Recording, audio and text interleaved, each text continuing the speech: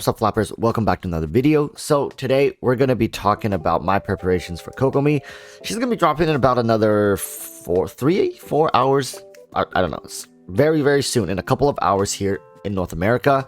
I'm making this video right now. I'm sitting here thinking, as usual, I don't like to watch other people's videos prior to me actually getting to test her myself, get a feel for her kit, try some team synergies, and then maybe I'll go gauge what other people are thinking. But right now, it's a very difficult time because miHoYo has made it so that Kokomi is both an incredibly anticipated character by a small portion of the community, but at the same time, a very scrutinized character as well. It sucks because while I can choose not to click on people's videos, I cannot choose to not read titles and not see the thumbnails and stuff like that.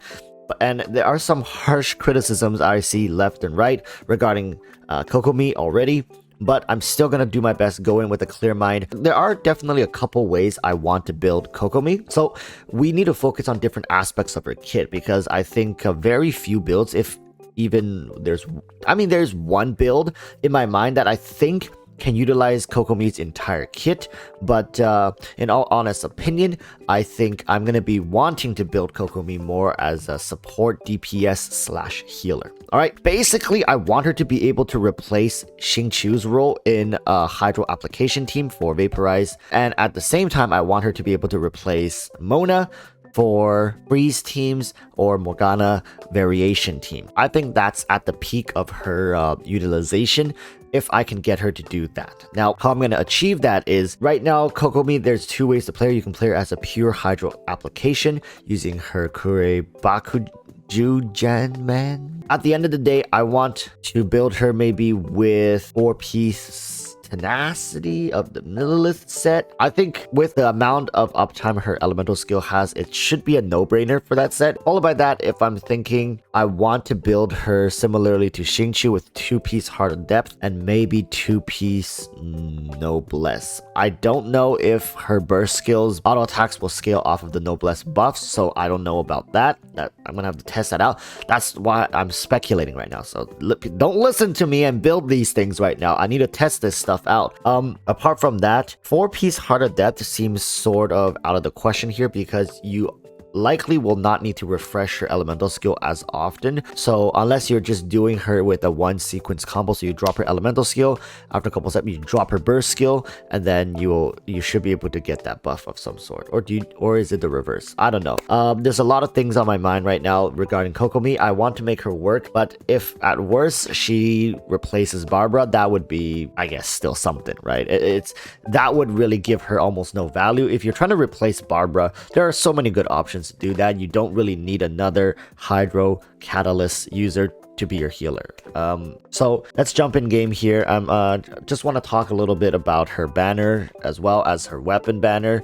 I'm able to talk about the stats of the weapon, her signature weapon now, and we'll talk about that later. All right, so with Kokomi's banner, it's the 4 stars, right? Let's start with the 4 stars. The 4 stars are some of the better 4 stars we have seen. There are really no filler 4 stars on this banner. Every single character on this banner is considered very top tier. They all have great uses in different team synergies, and sometimes they are the center pieces to a lot of teams themselves. Of course, the one who stands out the most here is going to be Xingqiu, followed by, I would say, Beidou, and then maybe Rosaria. Now, it always seems like more often than not, miHoYo likes to do this for characters that they know are not desirable. It's no secret at this point. I think miHoYo also very clearly understands that the desirability of Sangonomiya Kokomi here is at an all-time low when it comes to practicality. Of course, the people who chase waifus will always go for, some character as cute as Kokomi, but let's be honest here, what's really pulling this banner through is gonna be some of these 4 stars, some of these constellations that you're gonna get for them.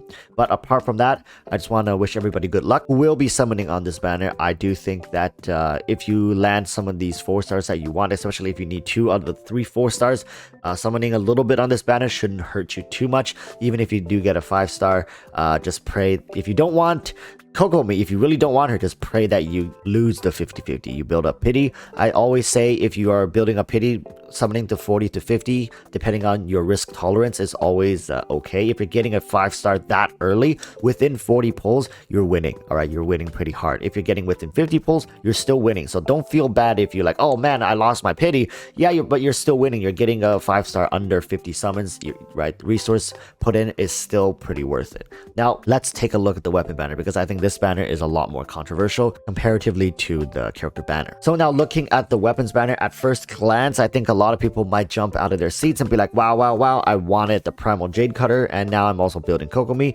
So if I'm pulling on this banner, doesn't matter which 5-star weapon I get, I'm gonna be really loving it. I mean, by that logic, yeah, if you're really going hard on Kokomi and you want to like get her weapon for her, as well as, you know, get some constellations for Kokomi, that's fine. But for I think 99% is even already too little. I think they're like 99.6% of players, this weapon banner is going to be kind of yikes. And I'm going to explain why. Because I have the Primordial Jade Cutter. It's a good weapon overall. It functions very nicely. It's not on the tier as the Staff of Homa, but it's getting close, right? It's a very good sword. It has crit rate.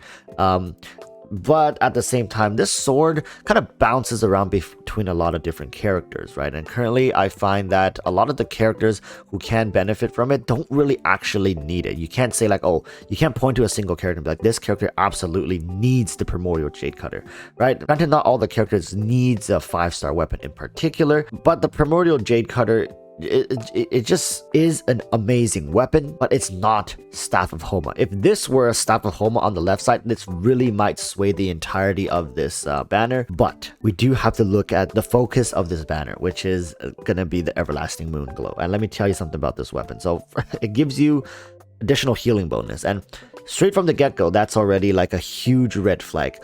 We want weapons that we pull for to be able to go on many characters. So Primordial Jade Cutter, by that regards, is an amazing weapon along with Staff of Homa, right? They go on multiple different characters.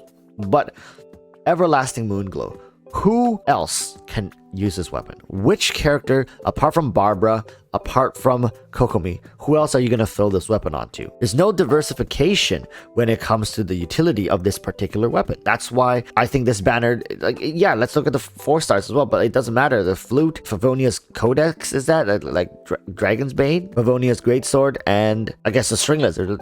But at this point, these weapons cannot carry this banner along with, even with, like, if you give us all top tier 4-star weapons along with the Staff of Homa, that might make this banner worthwhile for people to pull on. But let me tell you, this Everlasting Moonglow, it's only for Kokomi. It's almost Kokomi exclusive, because, or unless you're playing DPS Barbara, right? Let's just be honest at this point. DPS Barbara or Kokomi, it doesn't have the greatest of applications when it comes to this weapon. So people, trust me, listen, steer clear of the weapon banner. Only pull for Kokomi's banner if you're building up pity, and only build up to 40-50. And if you're pulling for Kokomi, just go all in. You can get the weapon, you can get the character. I wish you all the best of luck. Me, myself, I'm going to be pulling on this banner at 7 p.m. Pacific Standard Time. So that's probably going to be around 5 hours from when this video is uploaded. I hope to see you all there. I'm going to be pulling for her. I'm going to be testing her out, and we'll come to a conclusion ourselves. And if you guys have any input, how to build her or whatever, come to my stream and let me know. I'd love to have you guys there. All right, until then, see you guys then. Stay safe. Peace.